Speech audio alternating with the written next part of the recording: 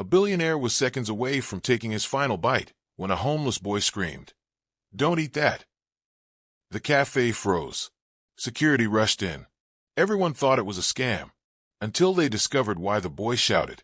What happened next shocked the entire city. The shout was so loud it cut through the soft jazz music and echoed across the luxury outdoor cafe like a gunshot. "Don't eat that!" Conversations instantly died. Crystal glasses stopped clinking. Forks froze mid-air, hovering just inches above porcelain plates. Even the waiter stood still, unsure whether to move or turn around. For a brief moment, the entire cafe, filled with politicians, celebrities, and wealthy elites, fell into stunned silence. Every eye turned toward the source of the scream. Near the entrance stood a skinny homeless boy, no older than 12. His clothes hung loosely from his fragile frame, torn and stained from weeks on the streets. Dust covered his face, and his shoes were mismatched, barely holding together. But despite his appearance, there was something impossible to ignore. His eyes, they were wide, intense, and filled with raw fear. Not the fear of being chased away, but the fear of being too late. At the center of the cafe sat Richard Holloway, one of the richest billionaires in the city. A man who owned glass skyscrapers that touched the clouds, private jets parked in foreign airports, and companies powerful enough to shift global markets overnight. He was used to attention, admiration, and obedience. In front of him was a beautifully plated gourmet meal, prepared by a world-class chef. His fork was already lifted. The bite was seconds away. Then the boy screamed. Security reacted instantly. 2 guards jumped to their feet, hands already reaching for the boy. "Get this kid out of here!" One guard barked, his voice sharp and commanding. Guests murmured in irritation. Some looked annoyed. Others looked disgusted. But Richard didn't move. He didn't flinch. He didn't raise his voice. Instead, he slowly lowered his fork. His eyes locked onto the boy's face. There was no begging in that child's expression. No trick. No hunger for money. Only urgency. Only terror. Richard had dealt with scammers, liars, and attention seekers his entire life. He could recognize deception instantly. And this wasn't an act. The fear in that child's voice didn't sound like a performance. It sounded like panic, the kind that comes when someone knows a terrible truth and has only seconds left to stop it. "Why shouldn't I eat it?" Richard asked calmly. The question alone shocked everyone. Billionaires didn't talk to homeless kids. They ignored them. They waved security and continued eating. But Richard's voice was steady, controlled, almost curious. For a moment, even he was surprised by his own reaction. The guards froze. They had expected anger, orders, maybe a lawsuit threat. Instead, silence spread through the cafe again. The boy swallowed hard, his throat visibly tightening. His hands trembled as he pointed toward the table. "Yes, sir, the food," he said, barely able to breathe.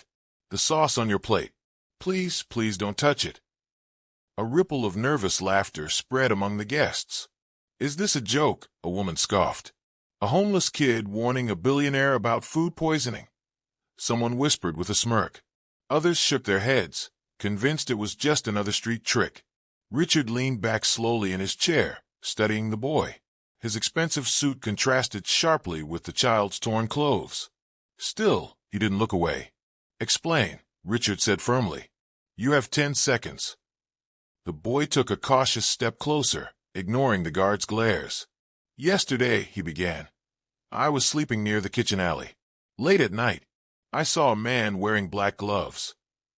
The cafe manager suddenly burst through the doors, his face flushed with anger.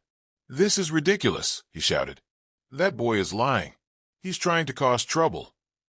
But Richard raised a single hand. The manager stopped mid-sentence. Richard's gaze never left the boy. "Go on." The boy nodded quickly. "The man opened that exact sauce bottle," he said, pointing at the table. "He poured something inside. I thought it was oil at first, but it smelled wrong." The laughter had completely stopped now. "I heard him talking on the phone," the boy continued. "He said, 'By tonight the job's done.'" A chill swept across the cafe. Richard's jaw tightened. His fingers slowly curled into a fist. "What did he look like?"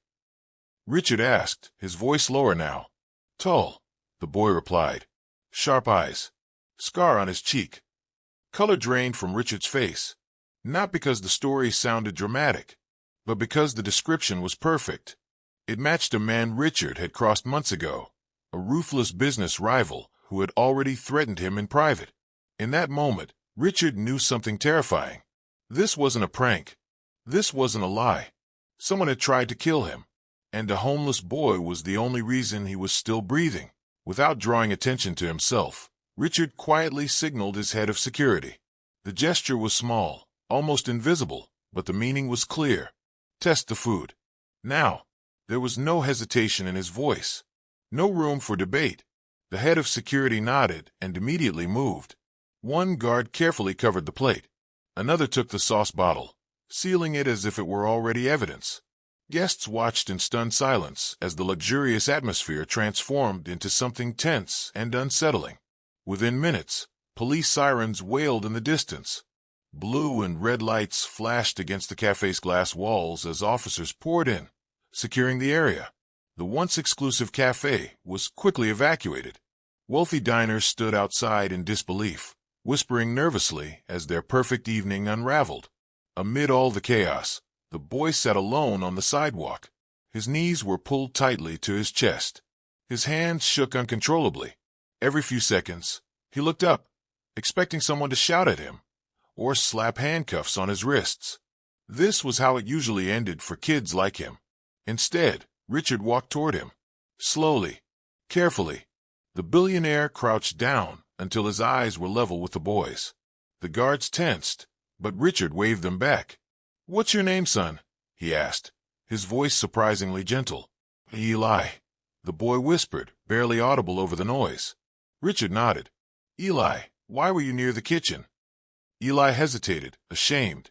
His eyes dropped to the ground. "I sleep there," he admitted softly. "Sometimes the staff throws leftovers. I wait till they leave." Richard felt something tighten in his chest. Before he could respond, an officer approached quickly, holding a phone. The lab results were in. The officer spoke quietly, but the words hit like a hammer. The sauce was laced with a slow-acting poison. Colorless, tasteless, lethal within hours. Deadly. A wave of shock rippled through the crowd. The cafe manager's face turned pale. His knees buckled, and he collapsed into a chair, trembling. Richard closed his eyes. Just hours from now, he would have been gone. No warning. No second chance. He looked back at Eli, this fragile, frightened child sitting on the cold pavement. If Eli hadn't shouted, if he had stayed silent, Richard Holloway, the man who controlled millions of lives through business decisions, would have been dead by nightfall. And no one would have ever known how close he came to losing everything. Later that evening, as the city lights flickered to life, Richard invited Eli into his car. The boy hesitated at first, unsure if this was real or another test. Then he carefully stepped inside. His eyes widened instantly. He had never seen anything like it. The soft leather seats, the gentle glow of the dashboard, the quiet hum of the engine. It felt like another world. Eli sat stiffly, gripping his hands together in his lap, afraid to touch anything. Richard watched him silently for a moment. "You saved my life," Richard said at last, his voice low and sincere. "Why didn't you just run away?" Eli stared at the floor of the car. His voice came out small. "Because my mom used to say, if you can stop something bad, you should, even if it's scary." Those words struck Richard like a blow. His chest tightened. He turned slightly toward the boy. "Where's your mother now?" he asked gently. Eli swallowed. "She died 2 years ago," he said softly. "She worked as a cleaner in a big office building downtown." Richard's fingers slowly tightened around the armrest. "What building?" he asked, already feeling his pulse rise. "The Holloway Tower." Time seemed to stop. Richard's breath caught in his throat. The city lights blurred for a moment as memories flooded back. Years ago, when his company was still struggling, he had rushed out of that same building late at night. Exhausted, distracted, he had dropped his wallet without noticing. The next morning, a cleaning woman had waited for him in the lobby. Every card, every bill, untouched. She had smiled and said, Honesty doesn't cost anything, sir. Richard had never forgotten that moment. He slowly turned to Eli, his voice barely a whisper. "You're her son."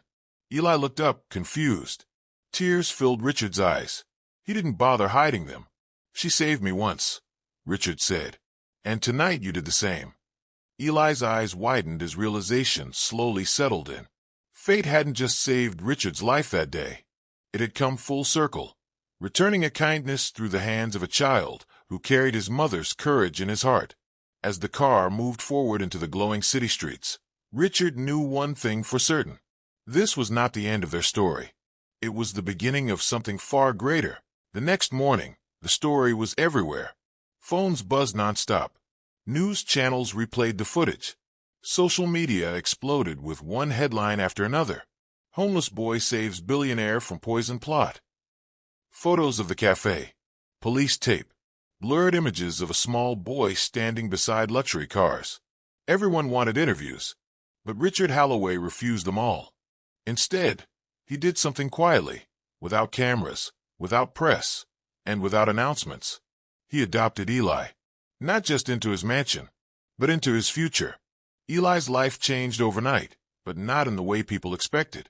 There were no flashy gifts or instant fame. The first things Richard gave him were simple: clean clothes that actually fit, a warm bed, and regular meals served at a table where no one rushed him away. For the first time in years, Eli slept without fear. He was enrolled in school. At first, he struggled. Reading was slow, and numbers confused him. But teachers noticed something special. Eli listened. He cared. He worked harder than anyone else, because he knew what it meant to lose everything. Slowly, hope returned. Years passed. The scared boy from the cafe grew into a confident young man with purpose in his eyes. And one evening, under bright stage lights, Eli stood before a packed audience as the youngest humanitarian award winner in the city's history. The crowd rose to its feet.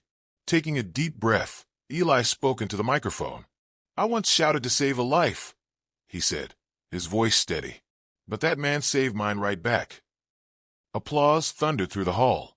In the audience, Richard watched silently. Tears filled his eyes, not from pride alone, but from gratitude. Gratitude for a second chance. Gratitude for a child brave enough to speak when silence would have been easier. Because sometimes, the smallest voice can prevent the greatest tragedy. And sometimes, a warning from the streets can change a billionaire's destiny forever. That day, Richard learned a truth no amount of money could buy: that heroes don't always wear suits. Sometimes, they shout. Stories like this remind us that courage doesn't come from wealth. It comes from heart. If this story moved you, inspired you, or made you believe in humanity again, please hit the like button and subscribe to the channel for more powerful stories that change lives, one moment at a time. Because you never know. The next story might change the way you see the world.